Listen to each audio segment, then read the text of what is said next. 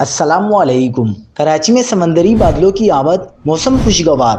روزے داروں کے لیے بڑی خوشخبری آ گئی۔ روزے کے دوران موسم معتدل رہے گا، ماہرین نے پیشن گوئی کر دی۔ کیا آپ حالات حاضرہ سے آگاہی حاصل کرنا چاہتے ہیں؟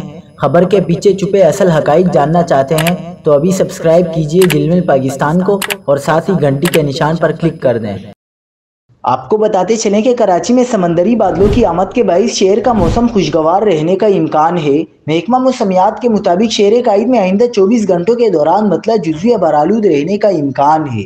شہر کا کم سے کم درجہ حرارت 25 ڈگری سینٹی گریڈ ریکارڈ کیا گیا، جبکہ زیادہ سے زیادہ درجہ حرارت 33 سے 35 ڈگری سینٹی گریڈ کے درمیان بڑھنے کا امکان ہے۔